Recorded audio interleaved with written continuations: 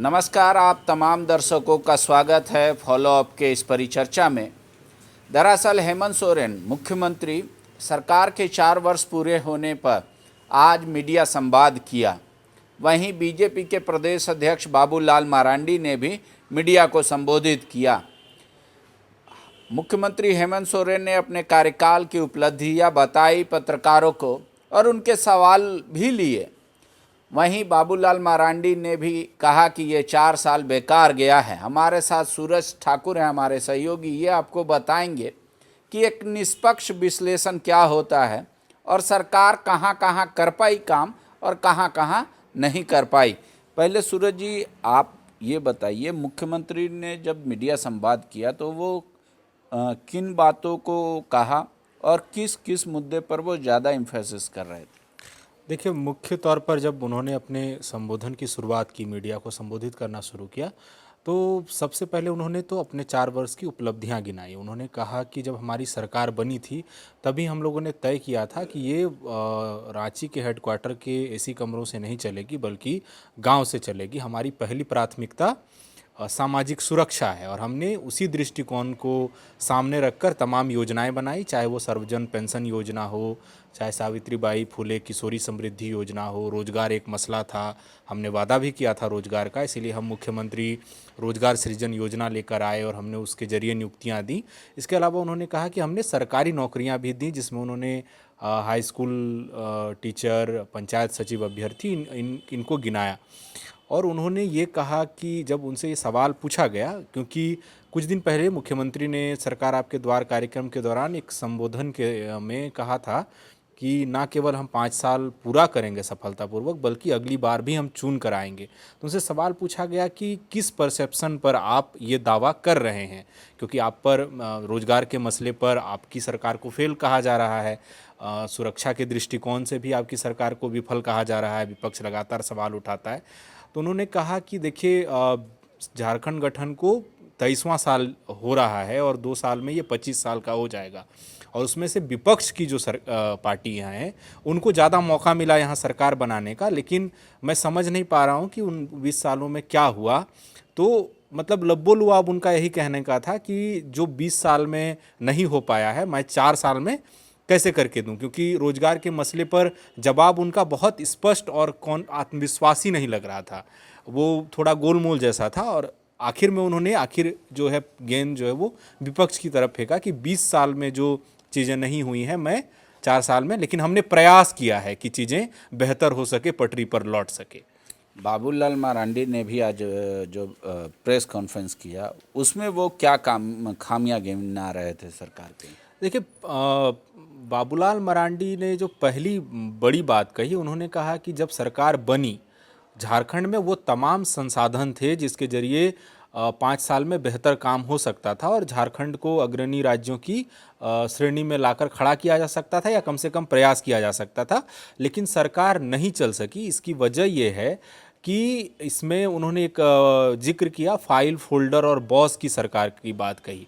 तो इसमें उन्होंने वर्तमान सरकार, मौजूदा सरकार के बारे में, तो उसमें उन्होंने कहा फाइल का जो उन्होंने मतलब जिसे एलिब्रेट किया, उन्होंने बताया विस्तार से। तो उन्होंने कहा कि राज्य सरकार पर लगातार भ्रष्टाचार के आरोप लगे और मुख्यमंत्री कहते रहे हैं कि मतलब वो आरोपों को खारिज करते रहे हैं, पलटवार करते रहे हैं, लेकिन सवाल यहाँ खड़ा होता है कि जो अधिकारी भ्रष्टाचार के आरोपों में जेल में हैं उनके खिलाफ कार्रवाई की अनुशंसा की गई है, लेकिन अभी तक कार्रवाई हुई नहीं। तो वो फाइलें दबा कर रख दी गई, उस पर कार्रवाई नहीं हुआ, विभाग में है या मुख्यमंत्री के पास है, उस पर आगे कार्रवाई नहीं हुई। तो उन्होंने ये बात कही। इसके बाद उन्होंने कहा कि फोल्डर की अलग अलग जो चीज़ें हुई हैं इन 4 वर्षों में, लेकिन वो चीज़ें क्लियर नहीं होती है। मतलब सरकार की अगर ये कहती है कि नहीं हम पाक साफ हैं और हमने सही तरीके से काम किया, तो लेकिन वो चीज़ धरातल पर दिखती नहीं है, मतलब कार्यान्वित नहीं हुई कि सरकार स्पष्ट कर सके कि नहीं हम बेदाग छवि के हैं और हमने करप्शन के खिलाफ जीरो टॉलरेंस की नीति अपनाई है। इसके बाद उन्होंने बॉस का जिक्र किया। तो इसमें वो कहना ये चाह रहे थे कि सरकार जो है वो सेंट्रिक है, एक जगह ब्यूरोक्रेसी कंट्रोल में नहीं है और सरकार सेंट्रिक है और यही वजह है कि जो अव्यवस्था है, तो उसमें उन्होंने दो चीज़ों का जिक्र किया। करप्शन, जिसको लेकर बाबूलाल मरांडी, मतलब आप देख लीजिए कि जब से उन्होंने वापसी की है वो लगातार सबसे ज़्यादा मुखर रहे हैं। तो उन्होंने दो चीज़ों का जिक्र किया। वो एक तो करप्शन का जिक्र किया कि उस मामलों में कार्रवाई नहीं हुई और करप्शन के आरोप लगे। दूसरा उन्होंने कहा कि सुरक्षा के दृष्टिकोण से सरकार जो है वो सही तरीके से काम नहीं कर पाई, क्राइम रेट बढ़ा है। और ख़ास तौर पर उन्होंने महिलाओं के खिलाफ दुष्कर्म की घटनाओं का जिक्र किया। तो इस तरह से, मतलब एक तरह से आप देखिए कि आज जो दोनों चीज़ें चल रही थी, तकरीबन आज साथ साथ चीज़ें हुई हैं।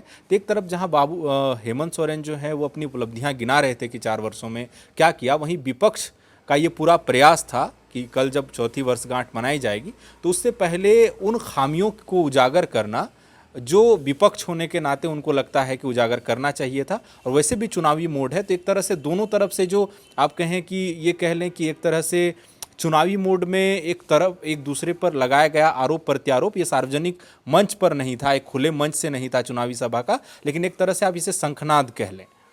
तो लेकिन एक मुद्दा उठता है कि आरोप प्रत्यारोप तो विपक्ष और सत्ता पक्ष का अपना अपना काम है, लेकिन जनता या एक आप न्यूट्रल पत्रकार के तौर पे अगर देखेंगे तो पलड़ा किसका भारी दिख रहा है आपको?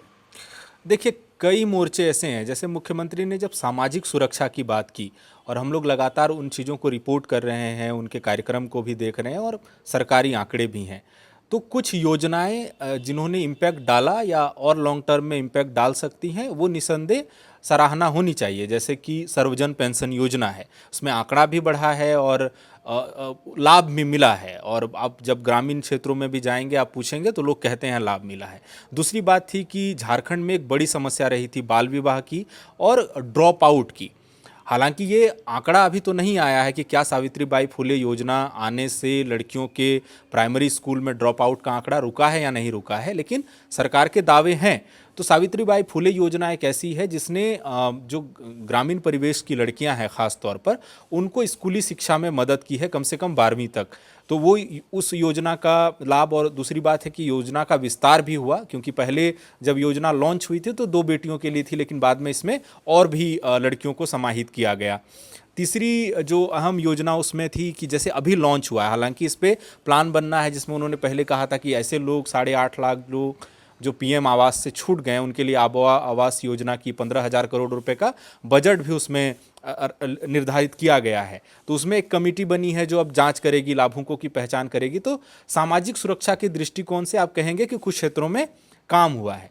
लेकिन मैनिफेस्टो जो है सरकार का, उसमें एक बड़ा मसला रोजगार था। अब सरकार का ये दावा है, मुख्यमंत्री कहते रहे हैं कि हमने 60,000 नियुक्तियां जो हैं वो दी हैं, मुख्यमंत्री रोजगार सृजन योजना के तहत ट्रेनिंग दी और उनको नियुक्तियां दी हैं, और अलग अलग समय में नियुक्ति पत्र बांटे भी गए हैं और विभिन्न कंपनियों में बच्चों को भेजा भी गया है। तो वो एक बड़ा मसला है। लेकिन मसला ये था बड़ा, जो एक बड़ा वर्ग है पढ़े लिखों का, खासकर ग्रेजुएट्स जो अभ्यर्थी हैं झारखंड के, उनका एक बड़ा मसला था कि जेपीएससी की परीक्षा जो है वो पटरी पर आए, क्योंकि पिछले 23 वर्षों में केवल 7 परीक्षाएं हो सकी हैं।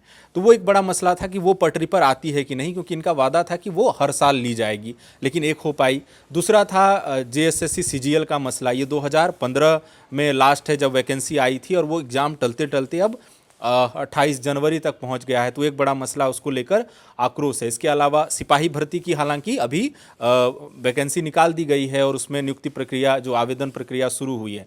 तो रोजगार एक बड़ा मसला था और उसको लेकर अभी भी युवाओं में नाराजगी है। आप देख रहे हैं कि लगातार प्रदर्शन हो रहे हैं। तो ईडी एक ऐसा मसला है जिस पे चर्चा संभवतः कई पत्रकारों ने किया भी होगा। जी जी। तो क्या ईडी पर वो अपनी बात रखे कि वो सम्मान, जो बार बार उन पे आरोप लग रहा है कि सम्मान देने के बाद वो नहीं जा रहे हैं, वो कानून का मजाक उड़ा रहे हैं, संविधान की शपथ लेकर आए थे, तो उस पे उन्होंने क्या कुछ कहा? देखिए, आज उनसे ये सवाल पूछा गया था कि कि आप ईडी का समन आपको बार बार आ रहा है और आप एक संवैधानिक पद पर हैं, तो आप क्यों नहीं जा रहे हैं, वजह क्या है इसकी? तो उन्होंने कहा कि देखिए, देश जो है वो कानून से चलता है, व्यवस्था कानून से चलती है, और मैंने बार बार ये सवाल पूछा है कि मुझे किस संदर्भ में बुलाया जा रहा है, कि क्या मैं घटना में आरोपी हूँ या मैं सहयोगी के तौर पर बुलाया जा रहा है, ये स्पष्ट नहीं है। दूसरी बात उन्होंने कही, उन्होंने बहुत स्पष्ट तौर पर ये वजह नहीं बताई कि मैं क्यों नहीं जा रहा, लेकिन उन्होंने ये बात जरूर कहा, उन्होंने कहा कि देखिए, जो भी राजनीतिक व्यक्ति है इस देश में उस पर आरोप लगते हैं, जो भी राजनेता है उस पर आरोप लगते हैं, लेकिन मेरा सवाल ये है कि क्या इन हाल के वर्षों में जो जांच एजेंसियां हैं, क्या उन पर आरोप नहीं लगे हैं, और उन आरोपों का क्या स्पष्ट जवाब आया? मैं ही क्यों बाध्य हूँ जवाब देने के लिए। और उन्होंने कहा कि जो ईडी का प्रकरण है वो किस तरह से चल रहा है देश में, वो सब लोग जानते हैं। तो इसमें उन्होंने एक लास्ट में जो बात अपनी ईडी के सवाल पर ख़त्म की, उन्होंने कहा कि मुझे इस बारे में बहुत चिंता करने की ज़रूरत नहीं है, कानून अपना काम कर रहा है और मैं कानूनी तरीके से जो संभव है, जो कानूनी मंचों पर जवाब है, मैं अपने तरीके से दे रहा हूँ। तो क्या मुख्यमंत्री हेमंत सोरेन जब वो सरकार की उपलब्धियां बता रहे थे तो पार्टी या कोई किसी स्तर से ये बताया गया कि इतना मैनिफेस्टो में था हमारा, मैनिफेस्टो में 4 साल अगर सरकार पूरा कर ली है तो मैनिफेस्टो का इतना प्रतिशत काम हो गया, इतना बाकी है, इस तरीके से स्पेसिफिक करके बताया गया? नहीं, आज इस तरह से कोई स्पेसिफिक चीज़ें नहीं की गई कि कोई मतलब कि मुख्यमंत्री के साथ कोई बैठा हो या प्रेस कॉन्फ्रेंस शुरू होने से पहले ये स्पष्टीकरण दिया गया हो कि मैनिफेस्टो में ये जो हमारे वादे थे इनमें से हमने ये पूरा कर लिया और ये करना बाकी रह गया, या हम उस पर प्रक्रियाधीन हैं, आगे चलेंगे उस पर। तो वो तो स्पष्ट तौर पर नहीं कहा गया। मुख्यमंत्री आए और आमतौर पर जो उन्होंने अपने पिछली जो तीसरा चरण चला सरकार आपके द्वार, और उन्होंने अपने संबोधनों में जो गिनाई हैं चीज़ें, अपनी उपलब्धियां वही की, और उन्होंने उन तमाम योजनाओं का जिक्र किया जो उनकी सरकार ने लॉन्च किया। उसमें मुख्यमंत्री रोजगार सृजन योजना है, सावित्रीबाई फुले योजना है, ग्राम गाड़ी योजना है, दीदी बाड़ी योजना है, इसके फूलो जानू आशीर्वाद योजना है, जयपाल सिंह मुंडा पारदेशीय छात्रवृत्ति योजना, गुरुजी स्टूडेंट क्रेडिट कार्ड योजना। और उन्होंने उन तमाम योजनाओं को बुलाया क्योंकि मुख्यमंत्री का जो आज प्रेस कॉन्फ्रेंस था और पिछले भाषण भी हैं वो दो चीज़ों पे फोकस रहते हैं। एक तो पहला, वो रोजगार के मसले पर बहुत खुलकर नहीं कहते। पहला जो वो कहते हैं कि जब झारखंड 25 साल का हो जाएगा अगले 2 सालों में, तो क्या हम ये कह पाएंगे कि झारखंड उस स्थिति में पहुंच गया कि वो आने वाली चुनौतियों का सामना कर सकेगा? नहीं। तो मेरा ये है कि उन्होंने कहा कि हमारे जो पूर्वज थे उन्होंने जो लड़ाई लड़ी वो शक्ति की बदौलत लड़ी, वो दिमागी मजबूती नहीं थी, वो बौद्धिक लड़ाई नहीं थी। अब हमें बौद्धिक लड़ाई लड़नी होगी। इसीलिए मेरा प्रयास ये है कि मैं झारखंड के नौजवानों को उस हद तक सशक्त करूं कि वो बौद्धिक लड़ाई लड़कर अपना हक अधिकार मांग सके। और दूसरा, वो सामाजिक सुरक्षा का जिक्र करते हैं और उसमें आपका सावित्रीबाई फुले योजना, सर्वजन पेंशन योजना का नाम लेते हैं कि इसके जरिए हम ग्रामीण अर्थव्यवस्था को, ग्रामीण को सामाजिक तौर पर मजबूत कर रहे हैं। इन 2 चीज़ों पर फोकस करते हैं जो उन्होंने योजनाएं लॉन्च की हैं। तो क्या बीजेपी ने भ्रष्टाचार के अलावा और कोई आरोप लगाया कि मैनिफेस्टो ये था जेएमएम का, देख लीजिए इसमें इतना प्रतिशत काम नहीं हुआ या इसमें से कोई भी काम नहीं हुआ, इस तरीके से बीजेपी की क्या? देखिए, बीजेपी ने स्पेसिफाई जरूर किया है। बीजेपी ने ये कहा कि सरकार जो है वो 5 लाख रोजगार का वादा करके आई थी, प्रतिवर्ष 5 लाख का वादा किया था। 2021 को उन्होंने नियुक्ति वर्ष घोषित किया था, लेकिन रोजगार मिला कहाँ है? दूसरा चीज़ उन्होंने कहा कि मुख्यमंत्री ये कहते हैं कि हमने सरकारी नौकरियां दी, लेकिन जो गिनाते हैं वो सरकारी नौकरियां, चाहे वो पंचायत सचिव अभ्यर्थियों की नियुक्ति हो या हाई स्कूल टीचर की नियुक्ति हो, तो कहते हैं कि तो हमारी सरकार की ये उपलब्धियां हैं, हम वो प्रक्रिया खत्म हो चुकी थी, वो कोर्ट में मामला था और उन्होंने नियुक्तियाँ दी हैं। जेपीएससी को लेकर भी वो मतलब कहते हैं कि एक जेपीएससी हुई है, उसमें भी 253 लोग हुए हैं, तो उस पर एक सवाल वो लोग उठाते हैं कि ये तो वादा नहीं था, उन्होंने 5 साल हर बात कहा था। दूसरी बात है कि उन्होंने कहा था कि वो जो बीजेपी है उसने ये कहा कि जो आवास योजना की बात करते हैं, तो आज बाबूलाल मरांडी की तरफ से ये कहा गया कि देश भर में जितने दिए गए आवास उसमें से 15 लाख आवास जो हैं वो झारखंड को मिले हैं और बाकी जो है प्रक्रिया में है। और जो मुख्यमंत्री बात कर रहे हैं अबुआ आवास योजना की, तो लेकिन वो लॉन्च हो गई, लेकिन अब 1 साल का कार्यकाल बचा है, इतना लेट आकर आए, क्योंकि आप जानेंगे कि इसी 15 अगस्त को उन्होंने पहली बार अबुआ आवास का जिक्र किया था और 15 नवंबर को वो लॉन्च किया गया। तो उस पर एक सवाल उठाया, उन्होंने कहा कि महिला सुरक्षा के मोर्चे पर जो है सरकार खास तौर पर, क्योंकि उन्होंने एक आंकड़ा गिनाया एनसीआरबी का हवाला देकर कि पिछले 4 साल में जो है उनका अपना आंकड़ा है, ये बीजेपी का अपना आंकड़ा है, वो बता रही है कि 14,000 से ज़्यादा जो रिपोर्ट्स हैं दर्ज हुए हैं दुष्कर्म के मामले के। इसके बाद उन्होंने कहा कि सुरक्षा के फेल्योर का अंदाज़ा आप इस बात से लगा सकते हैं कि जेल में के अंदर गोलियां चल रही हैं, जेल के बाहर गोलियां चल रही हैं, छापा पड़ता है तो चीज़ें आपत्तिजनक मिलती हैं, जेल के अंदर पिस्टल चला जाता है। तो सुरक्षा के मोर्चे पर उन्होंने सरकार को घेरा है। इसके अलावा अबुआ आवास का उन्होंने जिक्र किया ही। तो ये तमाम जो चीज़ें हैं, ख़ासतौर पर उन्हीं चीज़ों की काट दरअसल मुख्यमंत्री ने बाबूलाल मरांडी की तरफ से पेश की गई, जिन चीज़ों पर उपलब्धियां सरकार जो है अपनी तरफ से जताती या गिनाती आई है। शुक्रिया। तो स्पेसिफिक होने की ज़रूरत है। सरकार को ये बताना चाहिए कि मैनिफेस्टो का इतना ये था हमारे मैनिफेस्टो में, और इतना प्रतिशत काम हुआ, जो नहीं हुआ इन कारणों से नहीं हुआ, और आगे बचे समय में हम कैसे अपने मैनिफेस्टो का 100% पालन कर लेंगे। फिलहाल सत्ता का अपना तर्क है, विपक्ष के अपने आरोप। आपके मन में सवाल क्या हैं वो ज़रूर लिखकर कमेंट बॉक्स में बताइएगा। और ऐड करना चाहूँगा, आज जो एक बहुत बड़ा इशू था कि मुख्यमंत्री ने ये कहा कि हमारा देश संघीय ढांचे पर चलता है, जहाँ पर राज्य और केंद्र सरकारें मिलकर काम करती हैं।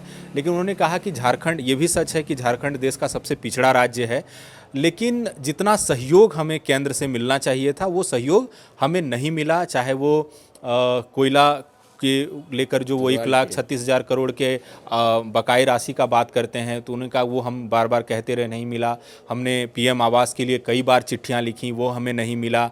इसके अलावा जो राशन डीलर हैं उनके कमीशन का मामला है, उन्होंने कहा हमने कई बार वो बात कही कि हमें वो कमीशन के जो केंद्र का हिस्सा बनता है वो हमें नहीं मिला।